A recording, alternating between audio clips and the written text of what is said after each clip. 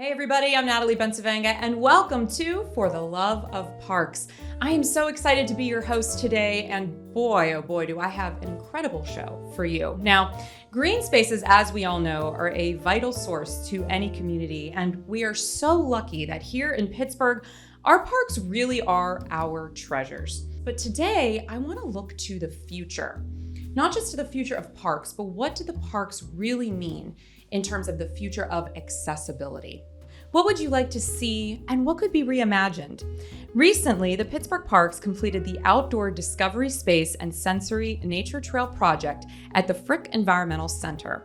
And joining me today to discuss what this means for our region is Ross Chapman, Chief of Operations of the Pittsburgh Parks Conservancy, and Leah Northrop, who was an integral part of the planning and engagement process to help bring the vision to life. Thank you both so much for being here. Well, thanks, Natalie. Yeah, so my role at the Conservancy, I've been there for about 4 years, is really to promote the ecosystem, the parks ecosystem that we have here in the city of Pittsburgh. We have in excess of 170 park spaces. They're all varied and dynamic in their own wonderful way.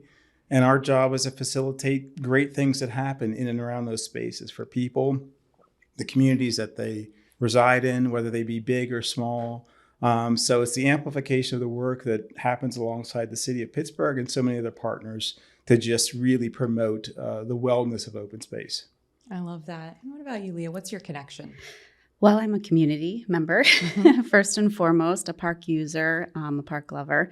And I came to this great organization, the Conservancy, through some connections with the city and through my family. Having a child with several disabilities, I've been active in supporting him and his experience in the city. So worked with the city to get accessible swings in all the playgrounds, and then through the City County Task Force on Disabilities, and now with the Parks Conservancy. And I think it's just to offer perspective on how families that look different can still experience the wonderful spaces we have. And that's really the focus of all of this, right? Is accessibility for everyone, parks for everyone. So let's start with that big picture. Why is accessibility in our parks so important to the health of our communities? Ross, I'll start with you on that. Yeah, thanks for that. Now, yeah, I think, growing up here in Pittsburgh and living across the street from a really wonderful park over in the South Hills, it was kind of the only environment that we really knew outside of our home or school. It was where we convened our friendships. It's where all of kind of the public gatherings happened. So to grow up in that kind of environment was really rewarding. And there's an opportunity for us as we think about what these spaces mean for city residents and others to kind of give back in some way and to kind of self-fulfill some of those things that was so fulfilling for us. So I think when I think about accessibility, it goes far beyond just the ADA guidance that we all think about when it first comes to mind. We want to be completely inclusive, and that's a big word, right? And it means something different to everybody. But for me, I think, and I'd like to think for the organization, we think of promoting a framework by which, to Leah's comments, that everyone is invited, everyone is included, and everybody is thought about in a way that they can experience nature and open space that is unique to them.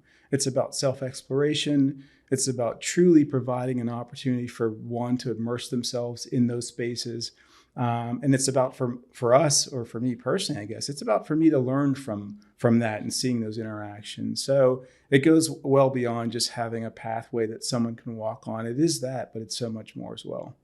And why this area at the Frick Environmental Center? You were also involved in the planning of this and the implementation from a community member's perspective. What was it about this space that grabbed you both and said, this would be a good spot to do this? That's where our educational hub is, right? The Frick Environmental Center is where we have our dynamic educational team performance programs.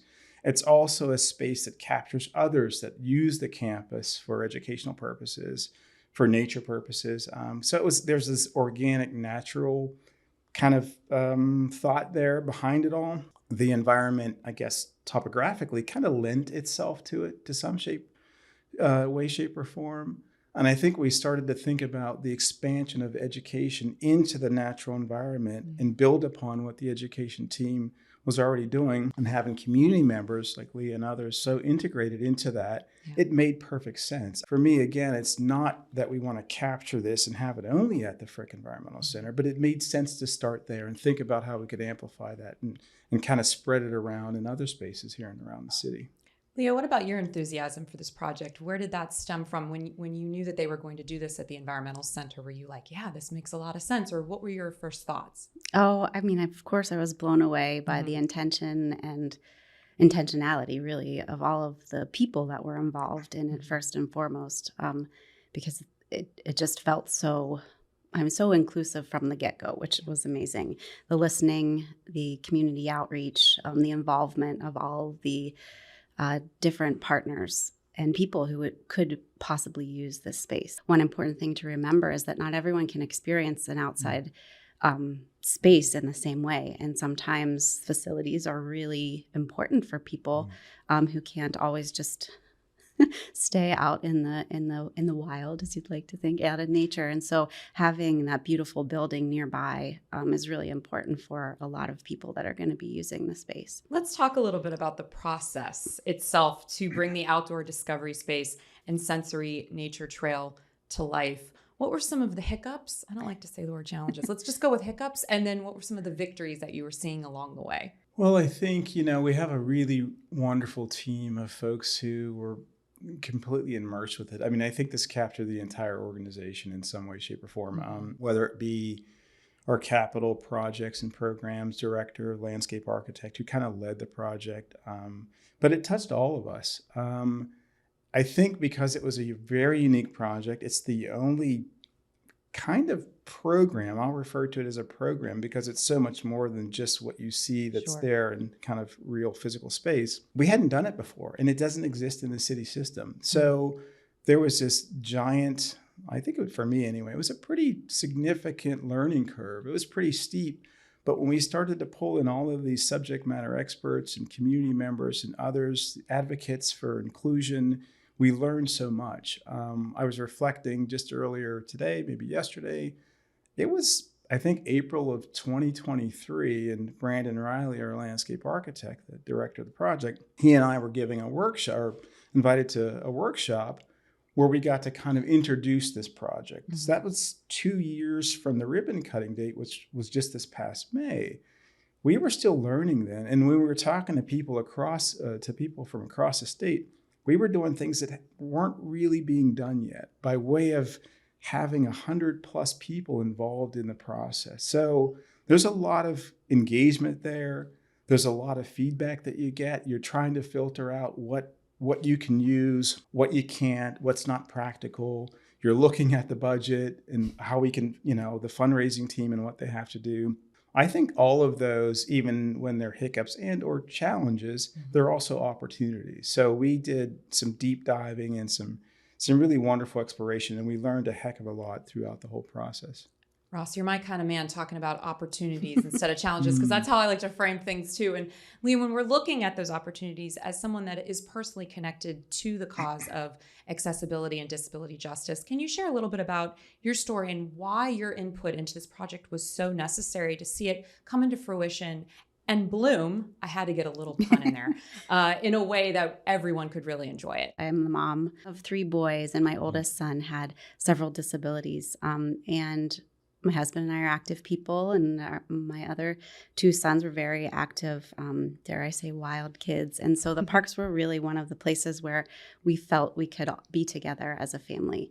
And sometimes that was limited, even in the way we were able to experience it. But we made the best of it and really realized that was the family time that we felt the most comfortable and felt like we really were being the parents that we wanted to be and able to experience and give the experiences to our kids that we were hoping for. The way that I came to the project, unfortunately, was through the passing of my son, and this was a way that we could honor him and his memory and his, hopefully, amazingly, his legacy now, which is such an honor to be able to say, but to be able to put out into the world something that we enjoyed as a family so that others might be able to as well. I really appreciate that, because when you were talking and what you were speaking to, I started thinking about the lack of third spaces, right? I think this country is really focused on home life and work life. And anywhere else you go, you got to pay, right? And so the idea that parks really are for everyone, and they can be these third spaces where we can come together as people, we can go out with friends and family, or just reconnect to nature. Can you talk about that in particular as someone who was having a child that had disabilities, and that you had those struggles finding those spaces where you could all be together? Why were the parks then so necessary? All families that have a kid with a different need or a different reason for chasing these third spaces, we struggle to find a place that he felt comfortable, right? So my son Wyatt needed to use a wheelchair, could not communicate on his own. And so while there are spaces in our city, which I want to definitely acknowledge, our museums are beautiful spaces for people with disabilities, and they interact with them in a different way, but he could always be in them and feel comfortable. Phipps is also a really lovely space, and we loved that, but those all cost money, and we were lucky enough to be able to have memberships to those places when the kids were young, and I know that's not always possible. Fun things, that families do, like amusement parks or movie theaters, are hard when somebody's needs stand out and make it sometimes difficult to even get in the space, but not really fun to experience it. So those were places we didn't really go as a family. One parent would do Kennywood Day while the other stayed home with Wyatt, and that's okay. But the park just was a wonderful place we could all be together. And Wyatt, much like all children with all different abilities, they have the right to experience life to its fullest. And I think that is why I felt so passionate when we were talking about doing this episode, of having both of your perspectives on, because it takes both the community but also the commitment from the organizations themselves to engage in this way. So when we're thinking about the future of the parks, and I like to think about the future, especially right now, right? I think it's important to think beyond the moment that we are in, and think about how we can achieve more equity in design and more spaces for all. Why was this so important to the Parks Conservancy, and what's on the horizon? Well, this may sound a little not exactly technical, but parks is infrastructure. If we think about the significance of a park, whether it be green or maybe if you're out west it's not green, but it's this wonderful open dynamic space, and we think about investment in those spaces as we would our schools and our bridges and our roads, it changes the way in which I think we perceive our interactions and our interplay with those spaces. And I think that's really critical. Years ago, I worked for the Children's Museum of Pittsburgh, and the theme was like learning through play. That happens, I think, throughout our entire lives. So to provide a space of wellness, a space where people feel welcome, that's truly democratic, as our President CEO, Catherine Qureshi, likes to say. It's a democratic space. It is meant for all of us. As we look to the future, I think that further investment is obviously necessary. That's why we exist, to help the city of Pittsburgh and others kind of invest in these spaces as opportunities for people to learn and feel welcome. And I think it's critical for, especially today, our own well-being. And you don't have to focus in a formal program or be involved in anything that is truly structured around wellness. It can happen organically when you're just in those spaces. And so when I take my kids into the park, I see it firsthand. I see how they begin to divorce themselves from technology in a way, even though it's not in their hands perhaps, but they're just removed from it. And it's a really wonderful thing to witness. So when we can do that and provide opportunities for everyone, those that may have some challenges, then I think that's the direction we should all be heading. And it doesn't have to be just localized. If we can grow it from the bottom up, but also push it from the top down, I think we're really into something magical there. I love that. Magic really is the key word. I mean, when you step into the natural world and you really realize what is around you and what is functioning and happening around you, you go, "Oh my gosh, I really am connected here to all of these creatures and all of these spaces." Right. And speaking of that connection and that legacy of hope, having a child, that had challenges in different ways and being able to bring them into a space like this that you were a part of bringing to life, Leah, in your way.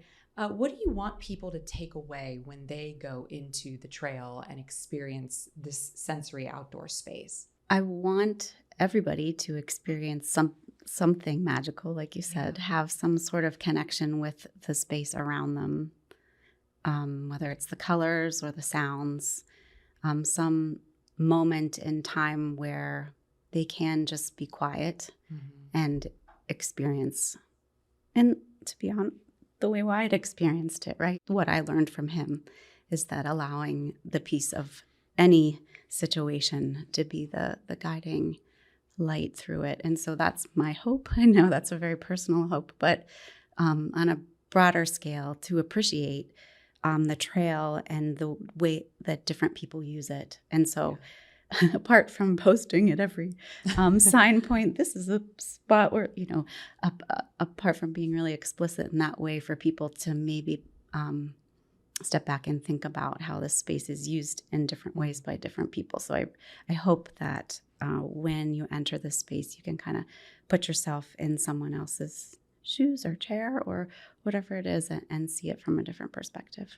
I love that. When we're talking about favorite features, and for you, I think what I loved hearing is there is something to be found in the stillness and in that peace, and being able to take that and learn that from your child is a real gift in and of itself. And then carrying that forward and sharing that with other people, that peace and that stillness. For you, Ross, what's one of your favorite parts of this new trail and experience? I mean, I have to echo much of what Leah said. It's the quietude. I mean, it's the recognition of what that space can give back to you, not so much what you're giving to it. I mean, but you, as you said, you become part of that physical environment, and it doesn't. Sure, it seems as though it may be significant if you explore it with your hands or your eyes or audibly or whatever, but it's a very personal thing, and it's something unique for everybody. We see park users explore the park every day by traversing the trails, but others sit quietly. Others may arrive in a wheelchair and they experience it in their own way, and that's the wonderment of it. We're not limited to Frick Park and the FEC. We should be thinking about this in a very global and comprehensive way here in Pittsburgh and beyond, and I know others are. There's plenty of really exciting work out there. I think it's just that personal feeling and connection that I get when I'm in nature. There's contemplation that happens there, and you feel human. You feel like you're this wonderful human animal amongst all these other living organisms, and it feels like the right place to be. I love that. Thank you both so much for sharing your perspectives. I just wanted to wrap this up by asking you both the same question, because when you were talking, it really struck me. What we're seeing here, where I'm hearing, is accessibility and nature together lends itself to a type of freedom.